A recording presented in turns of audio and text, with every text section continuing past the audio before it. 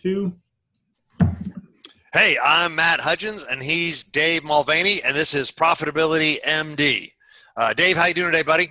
Matt, I am doing fantastic. How about you? I am fantastic, and I'm excited. We got our first guest, Scott Hembrough, and give us a quick little intro to his bio, Dave, and then Scott, we'll let you tell us about yourself. Well, Scott is near Rockford, Illinois, and which is a little outside of Chicago by about 60 miles and close to Wisconsin border where I'm from. And Scott, his father had a Buick dealership in Rockford. He's got an extensive background in the car business and coaching now in the car business. So I think the best place to go for that bio, I mean, Scott is, I've worked with Scott for years in sales and in selling. So Scott, why don't you tell us a little bit about what you're doing now and who you're helping in your business?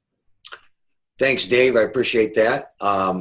I'm working with primarily new car dealers across the United States. I try to select dealers selling somewhere around 75 to 200 cars a month, in that range there. It's pretty hard to work with the big mega dealers. The big corporations, and it takes a long time to get the decisions. And my business model is let's go fast. And so I stay with pretty much the people that they own them and they run them themselves, and you can talk to the decision maker. And I've been doing it for since 1985, and I've seen an awful lot of changes. My dad was a really good car dealer, but he was a pretty rough guy. And I remember when business was going great, he'd tell me, "Hey, don't worry, it's going to go in the dumper." Thanks a lot, pal. Pump me up. But also when it was down, he'd say, "Don't worry, it's going to go up." It's a very cyclical business. And over the time I've been in the business, we have gone through just radical changes, and they're going very, very fast. And there's a lot of dealers today that are not keeping up, and they're having a very, very difficult time.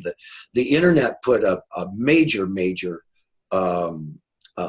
impact on the profitability of dealerships, because basically the internet has made it a race to the bottom. That's the best thing that ever happened for a consumer, because everybody knows everybody's price. And so let's stop there for a moment and kind of dwell, because when you start talking about the internet and profitability and the race to the bottom, I get interested real quick.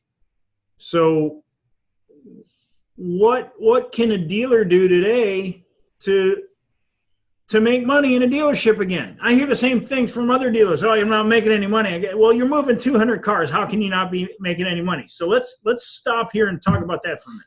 Okay. All right. Well, let's see. To answer your question, how do they make money? That's exactly the side of the business I've gotten into. They have to rely much more on the service and parts business than they have. There's a term in the business called owner retention, and that's the amount of people that come back to the dealership after the car's out of warranty. And approximately 65 to 70% of the people, when the car's out of warranty, start going to independent garages. That's massive. I mean, that's an absolutely massive number. Yep. Thinking running, 2/3, 3/4 of your people away after you've gone out of the obligation to go back to them. Now, as far as profitability, they're being truthful with you when they say, we don't make money. They lose their butt on selling new cars, because it's absolutely a race to the bottom. Every month, a dealership is given an objective from the factory. And that number, is pretty much based on their sales rate, the average cars they sell per month. GM for years and years and years would use the same month last year. So I'm going into April. So based on what I sold last year in April, they'd add one. That would be my objective. If I hit that objective, I might get $500 a car, $1,000 a car, $1,500 a car. Some manufacturers go up to $2,500 a car. When you got a dealership selling 100 new cars a month and it's $1,500 a car, if they hit that objective, and they start at the beginning of the month planning on hitting that objective, because to be competitive on the internet, they basically sell the cars at net, just to be competitive and to get the people in. We used to be able to sell used cars and make up the difference. But everybody has gotten smart on used cars, and people are being very, very aggressive on buying up used cars. In the past 2 years, the profit margin on a new car has gone down $1,800 a copy, and it's also gone down $1,500 a copy on used cars. You know what's interesting about used cars, Scott? So I stayed in a hotel in Phoenix last week, and I could go down the hall and get a soda out of the vending machine, or I could go just down the road and I could actually buy a car out of a vending machine. What is that doing for the industry today? It's 1% of the sales. Well, that's a pretty big chunk you don't have to pay any salespeople to work inside of a vending machine, right? Somebody's got to explain the car. Yeah. Somebody's got to get the car ready. They go through the same motions. They just have a different dynamic for the way that they set their business up. But there's an awful lot of things that are being discussed that are going to change in the car business. Electronic vehicles are something that's being discussed today. The autonomous vehicles, they're talking about those things. There's a couple of things nobody ever thinks about on both of those. And years ago, Dave, I'm sure, and Matt, you probably did too. You remember the book Megatrends? Mm-hmm. Oh, yeah. John Nesbitt? Yep. Yeah. What did it tell you? Told you there's a lot of things that could be changed, but big business ain't going to let them. I mean, think about it for a while. You got Exxon, you got Mobil, you got Standard Oil. You really think these people are behind electric cars? Well, let's put it this way. If you don't change and adapt to the industry, I think of the taxi industry. You look at pictures going back to like the 1920s, 1930s, there's taxis. And these people thought they'd never be out of business. And I can remember when Peter Diamandis started talking about how one day all those taxis are going to be gone and somebody's going to have an app on their phone, and then somebody now has an app on their phone and you don't need taxis anymore. So things do change. And I'm not saying they won't change, Dave. They will change, but they're not going to change as fast. I think you're right. You're going to see, right now, electric cars make up 6% of the market. So 94% is conventional. I think you're going to see a big portion of it in electric, but I think it's going to be, 10 years away, 15 years away. It's not going to be a year from now. The problem is it produces more pollution to make NiCad than the car will ever save in this period of time. And let's not get off on that. Let's focus on this owner retention thing, because this is where Matt and I talk. What's one of the reasons I thought it would be a fit to have you on the call today was because we wanted to really showcase how the car business is not unique.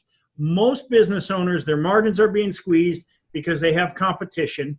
And anytime there's competition, your margins are being squeezed. And what Matt and I help people do is we say, okay, let's focus on the things that make the most money, and let's sell those things. You can still sell the stuff that's not making money to bring people in the door and what have you. Let's focus on selling those things. So tell me, what do you get them to do in their service or parts department that can help them make money again, Scott? Because that's a message that your clients want to hear. What can you do to help them make money so that they don't have to worry about whether they hit their nut of 101 cars or 201, whatever it is, one over last year? So what can you do to help them make money in the service and parts department? Well, number one, what's the major reason why they leave? Okay. The reasons why they leave a dealership, everybody thinks is price, and it's not. You'd be surprised, Dave, if you check the oil price on your truck at a dealership versus going to Jiffy Lube or John's auto store down the street. They're very, very similar. On competitive things, they're very, very similar. But we just have this perception they're going to be that much more expensive. Because can I pipe in a second? Yeah. Having been a Lexus owner, multiple new car Lexus owners, why did we keep going to the dealer after?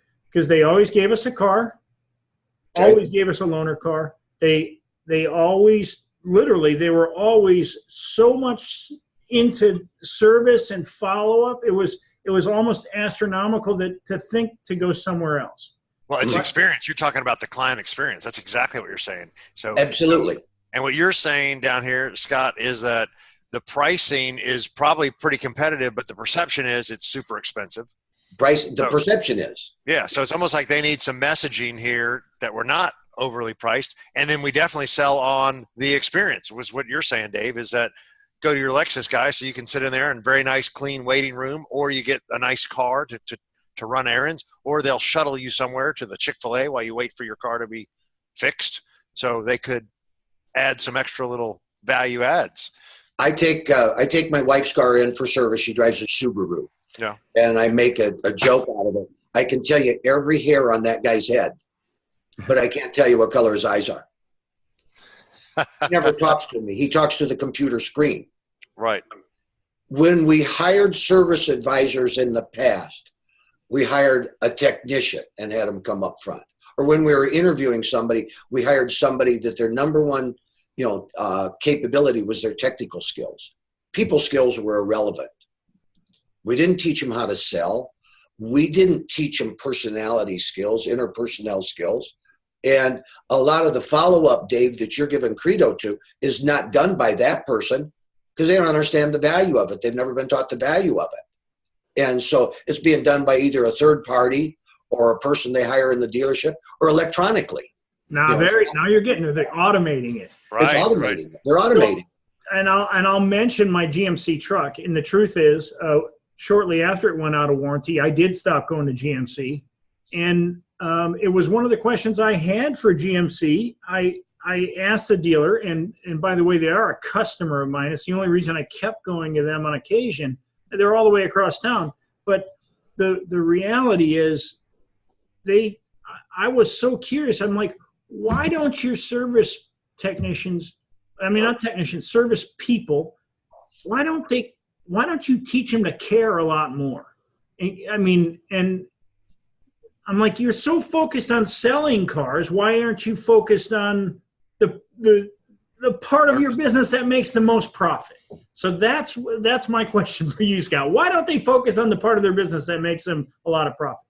Have you ever seen that square that says up the upper left is they don't know, and then in the upper right is they know they don't know, and then they know, and then it goes through like that. And my dad was a great car dealer. He was very profitable, but he was a Barnum and Bailey, and I remember he called it the back end, and I remember to him the service department was a necessary evil.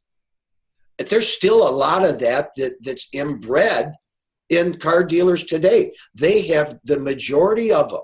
Probably, I don't know the number, but I would guess it would be probably in line with that retention number. 70% of the dealers still work on the front end. They don't work on the back end.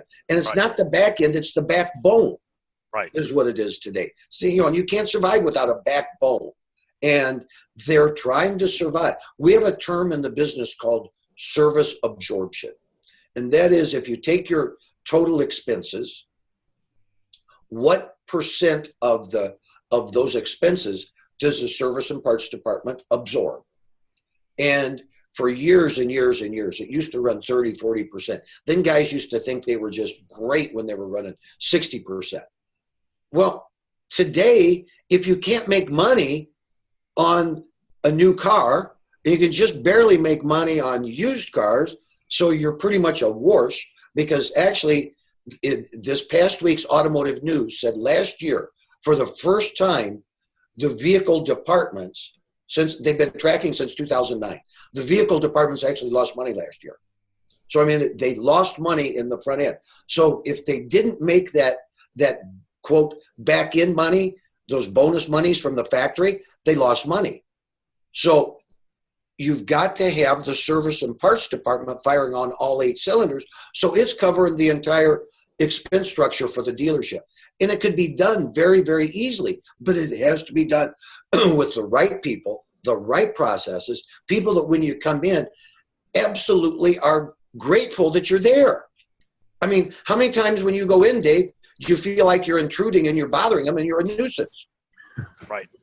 I'm going to, this is just reminding me. So in another business, we were talking about like dentists, right? In dentists, they have this thing called diagnosed but not treated, right? It's people that have been diagnosed with a cavity but not treated. We know who they are. They just haven't been in here.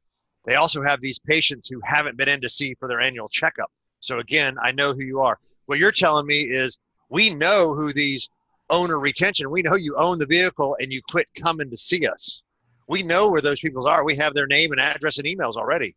Right, Scott? I mean, Absolutely. we know exactly who they are. So this goes back to almost like we would call it in a dentistry, a reactivation campaign, right? You could literally run a reactivation campaign for the service department of your car dealership, right? That's the same parallel because you know who these people are. I'm not looking to get somebody else who doesn't own a Lexus if I'm a Lexus dealership, but I sure as heck would like to have more of my guys that bought Lexuses from me coming back and doing my service. It's a reactivation campaign. Don't you think, Dave?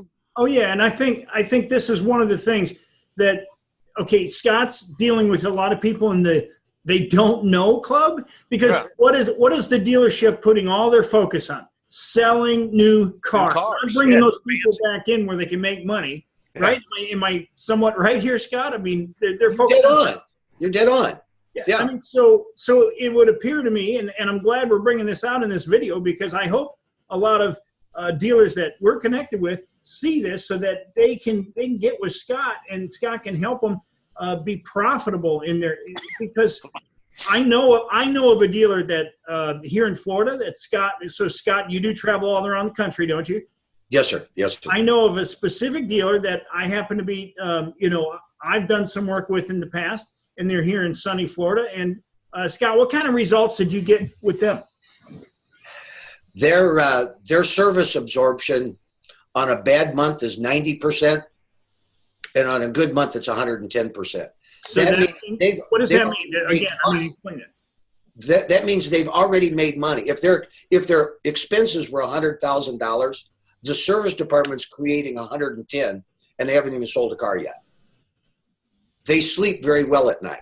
Okay, that's fantastic. Yes, their owner retention is 82.5%, where the national average is somewhere around 35%. And actually, that 85% is pretty close to a perfect number because your numbers are coming out of somebody like GM, David. And, think about how many people in their database have passed away, but the car's still registered to them. How many people have moved out, but it hasn't been transferred out yet? How many people have traded it and it hasn't been cleared off of the books? So, in my world, a perfect number out of the 100 names GM would say are potential people to come in for service. Probably only 90 of them are realistic. Maybe 85 of them are realistic. And they're at 82.5. But we started working on it 5 years ago. We hired people, when we were hiring people for the drive, we hired people with empathy. We hired people that, when they come to work, they come to work. They don't come to work to look for excuses not to do something. They are not against processes. In the sales department, we always teased about having a sales meeting, and we would talk about doing something in the morning sales meeting, and we would get done, and the salespeople would go out back, and they'd say, well, what do you think? You want to do it or not? What the heck? It's not supposed to be optional. So when you hire people that if we're going to install a process, if we're going to install, let's say we want to use tablets on the drive, okay? We hire people that when you ask them to do something, they do it rather than pushing back and fighting back. Right. Dave, a little while ago, you were mentioning just the pushback that you get on these things. And, people leave for all kinds of reasons. But one of the reasons they go to an independent is because a lot of times they can talk to the person that they're going to be dealing with. Now, the dealership that you're talking about, Dave, when, and Matt, I forget what you were using in the dentistry business, but in the car business, we call it declined work. Okay, you bring it in, I see you need something, you say, well, let me think about it, and you go home, and basically what you can do is you can call around. Diagnosed but not treated is what they call it in dentistry. Okay, diagnosed but not treated. I know my air conditioner's broken, but I don't want to fix it today. We call it declined work. Okay. First of all, 60% of the declined work isn't even followed up on in the dealership. Yeah, so here we go. Now, that's inexcusable, number one, okay? But at the dealership, Dave, that you're talking about, when they find something that needs to be done on the car, the technician takes out his cell phone and he does a little selfie saying, "Hey, Dave, this is Scott. I'm the guy that's working on your car. Now I'm telling you, I'm pointing out to you that you need some brake work. Let me show you." Okay. And he tricks it around and he shows you what needs to be done. And, the brake, the width is this much. There's this much being worn. It should be this much. See that big groove in there? That's what needs to be done. And if you do choose to get it done today, I've already checked. I have the parts. I have the time. I can have it done for you by 5 o'clock. Julie's going to call you in a few minutes and see if it's approved. And I hope you do, because I'm happy to work on your car. Thanks an awful lot. That's from the technician. That is fantastic. Let me tell you, what they do in dentistry is now they got the cameras that they stick in your mouth to take a picture of, here's your cavity, here's your cracked tooth, and here's why it's going to be a problem. You're telling me you're doing that exact same thing with the service technician. He pulls out his phone and say, "Here, let me show you how the brakes are worn, and here's the thickness they should be, and here's what they actually are." And they're sending it to him to ask for his approval, right? So we call that case acceptance. So you call that work. Dave, let's go to your GMC store, okay, or your GM store. I'm not sure. Was it GMC? Yeah, it's Pontiac GMC Pontiac. Yep. Not Pontiac. Well, whatever. It was Pontiac. Okay. Now it was Pontiac. Okay. Pontiac Anyway, doesn't exist anymore. But I'm the service manager, and I go on out to say, technicians, "Hey, we got this great new program. We're going to be sending videos out to customers. You're going to be making the videos." And they smile because they don't want to. Because they're not going to do it. They say, I'm not a movie star. I'm a mechanic."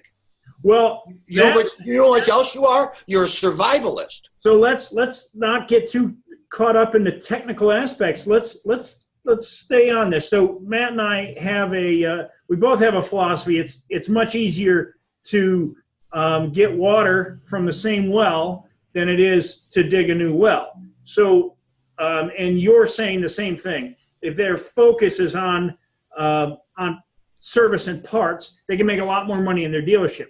When you take a 200 car a month dealership, what are we talking like that they could increase their sales annually or profits, if they implement a program? What are we talking they could do profitability wise annually, taking some action like this? $500,000 to $1 million. So it would appear to me that they should be paying you. If I could increase my sales $1 million, it must cost $100,000. Does it cost $100,000 to hire you, Scott? I'd like to, yeah, but no, not quite. I'm bringing that up because the reality is, I know what your fees are, and it's nowhere close to that. And you're talking some of the dealerships you work with make $50,000. They make so much, $100,000 a month more because they've hired you for a period of time. And I know the biggest obstacle that you face is getting the dealership, the owner and the GM to wrap their head around this concept that Dan Sullivan calls it front stage, backstage. Well, that the service and parts department are not backstage. If that's where you make your money, that's got to be front stage. You've got to change the – look, if you're not making money on cars, well, frankly, that's not your fault. That's GM's fault. That's Lex's fault. That's whoever that's their fault because they chose not to protect the profitability of a dealership, or they put all the profitability in the parts and service department. So now these dealers got to understand if it's not GM that cares about you, they got to hire people like you that can show them, well, darn it, you better make it back here or you're going to be out of business before long. You can't keep borrowing money. These guys have huge credit lines. You can't keep – there's only two things that put somebody out of business.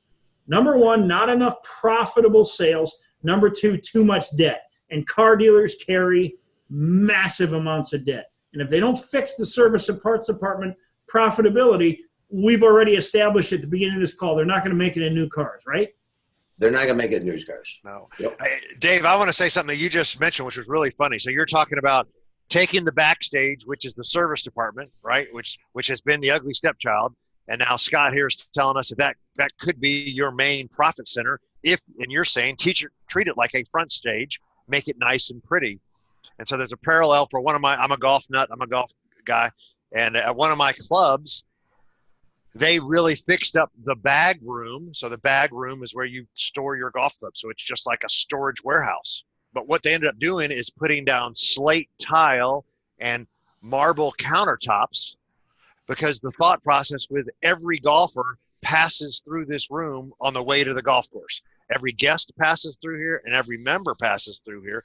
So let's make it as nice as we can because everybody sees this place. That's exactly what you guys just said. Make the service department a front stage place. Make it, go back to yours, make it a nice environment with Scott was saying, hiring good people, having good process. You were saying, make it so I can get a car. I'm saying, so make it so it's a pleasant wait environment so I can get in there and have a little cup of coffee and a water and have free internet. So that's the exact parallel they did at this golf course, which is they made this ugly warehouse storage room a front stage by doing slate and marble because everybody sees it, which is exactly the message both of you guys are just saying. So I just thought that was an interesting parallel. It is. That's exactly where Scott was going. So Scott's company is Hembrough Business Systems. Scott, what do you think is going to happen if dealerships don't change their service and parts, the way they do business in service and parts? What do you think is going to happen? I don't see any change in the pricing on the car structures coming. And, you used to even try to break even on selling a car, and they made all their money on the finance side, on the extended warranties and the gap and everything like that. They're having a hard time making money on that now. That's even fallen down. I don't see any of that changing. So they're going to have to find a new way, which what we're talking about, which is the service and the parts department, in order to because you can't save your way to profit unless there's income. Unless there's profit.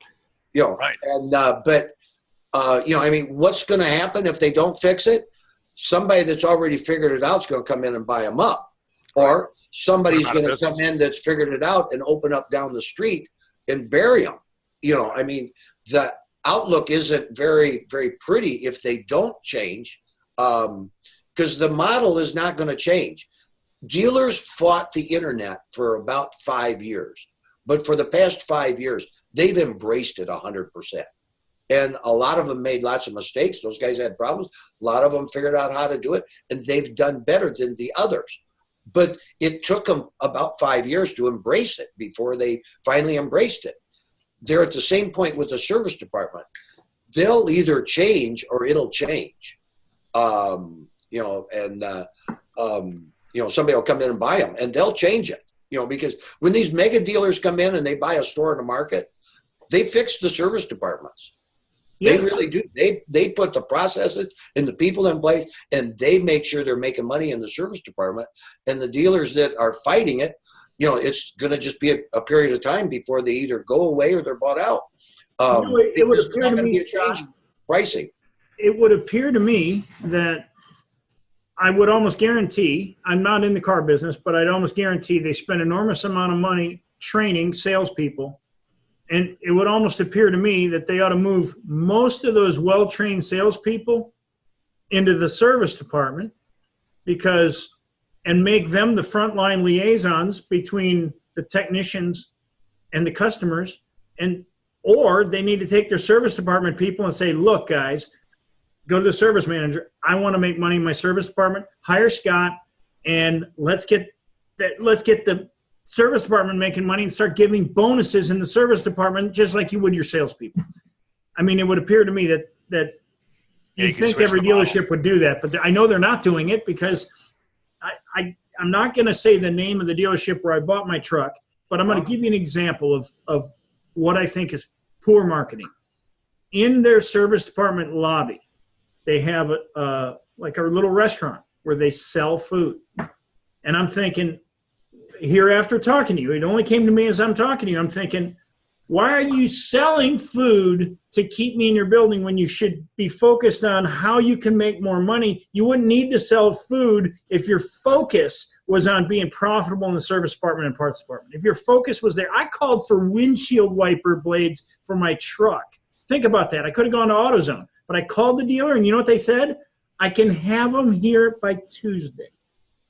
And I'm like, no, that's okay. I need them now. I'll just go up the road.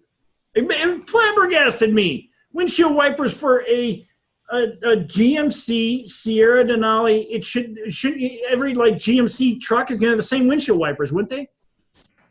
Just asking. I mean, what do they call them? Bistros? What do they call the coffee maker? Oh yeah, the Bistro. Oh, the Keurig? I don't know. Bistro or something like that. Go over to our friend, our mutual acquaintance, okay? They have a bistro that makes coffee for you, and they also make fresh donuts. You know, the little mini ones that plop in and go through the little thing and pop out, and they put the powder on them.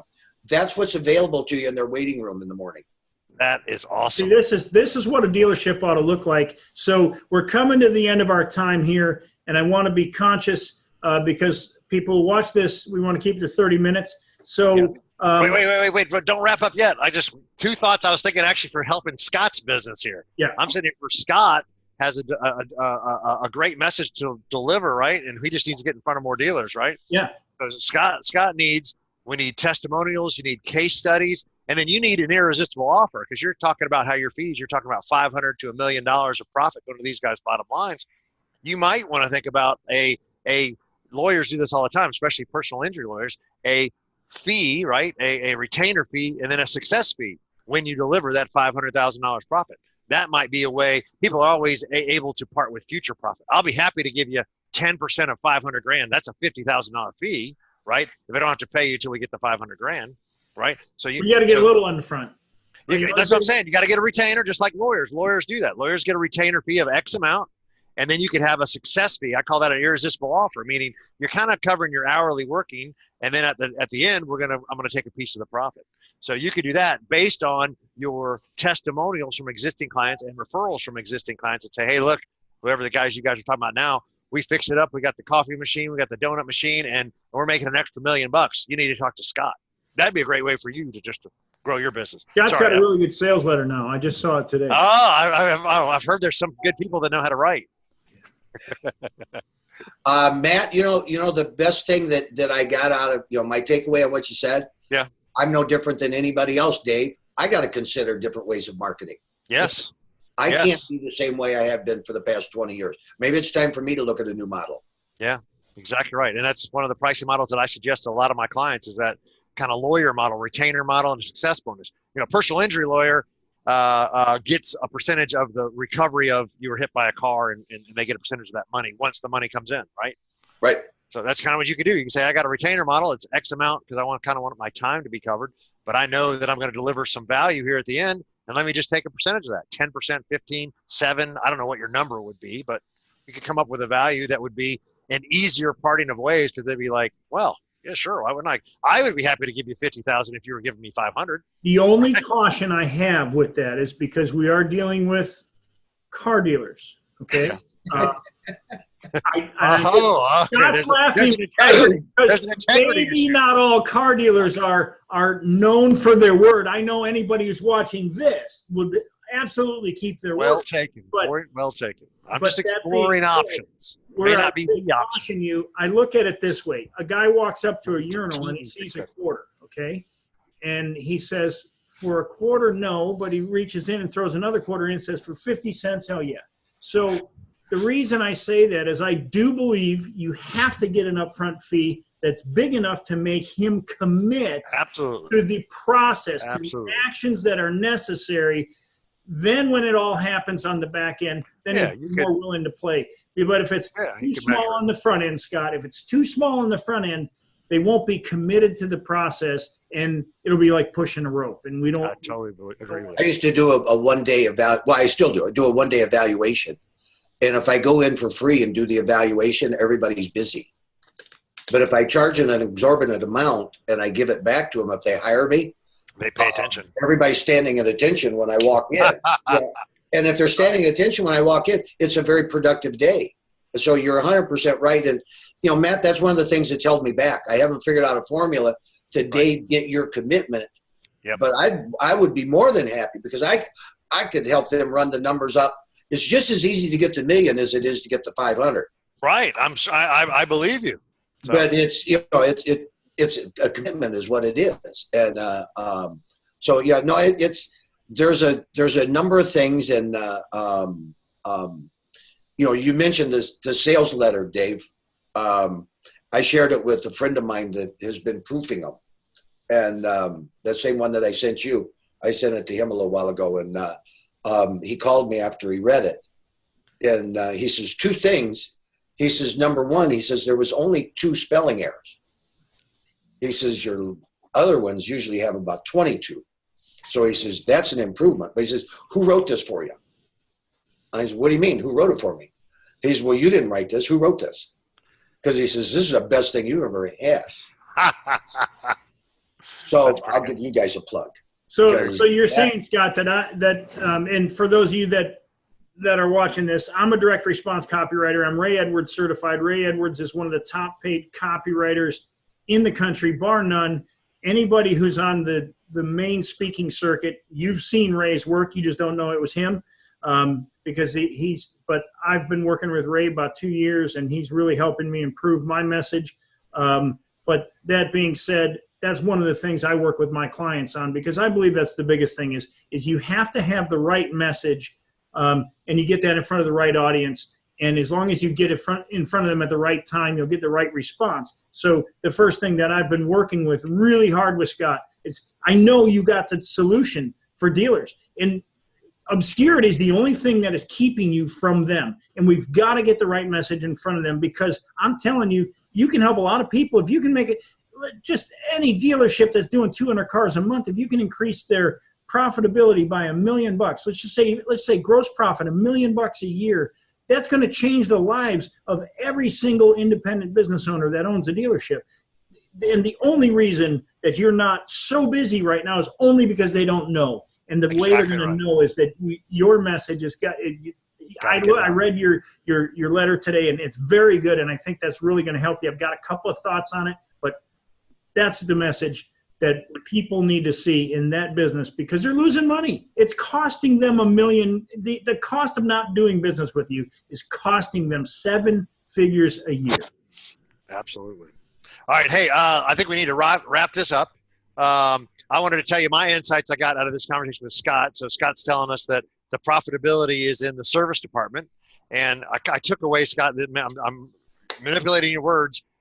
How do we fix the service department? We need to hire some good people. We need to have some good processes, you mentioned, and then we have to have follow-up, because you mentioned the declined work we need to follow up with. You mentioned processes like taking video pictures of the breaks so you can get higher acceptance of the work. And you talked about hiring really good people that are not technicians, but people-friendly, that had empathy. That was what I got out of there. So Scott, tell us where we can find you. I am scotthembrough.com. That's pretty easy. I'm scotthembrough.net. I'm on Facebook. I'm on LinkedIn. I'm on Twitter. I'm on Instagram, and they're all Scott Hembrough. And look me up online. I even pop up under Google. We'll have Scott's web address in the show links, and definitely we'll have your your web address in there, Scott, so people can reach you. Certainly. Perfect. Thank you guys for the opportunity to talk with you about this wonderful business I'm in. This is good stuff, Scott. I appreciate you taking the time. This was awesome. Appreciate it, Scott. So Matt, where can they find you? So I'm 10xprofitblueprint.com is my little coaching website, 10x Profit Blueprint. And then LinkedIn, Matt Hudgins on LinkedIn is a great place to connect with me. How about you? You can find me at davidmulvaney.com. I am also David Mulvaney on LinkedIn. You can find me on all social media. Our addresses will be in the show notes. Look, what I've learned from Scott today, I think the reality is, if you're not making money in the car business, you're stupid, because you're leaving. It's your own fault. You're leaving 7 figures on the table. So I'd get in touch with Scott right away. That's the call to action for today for those watching. This is great. All right, we'll see you guys. Thanks, Scott. We'll talk soon. See y'all later.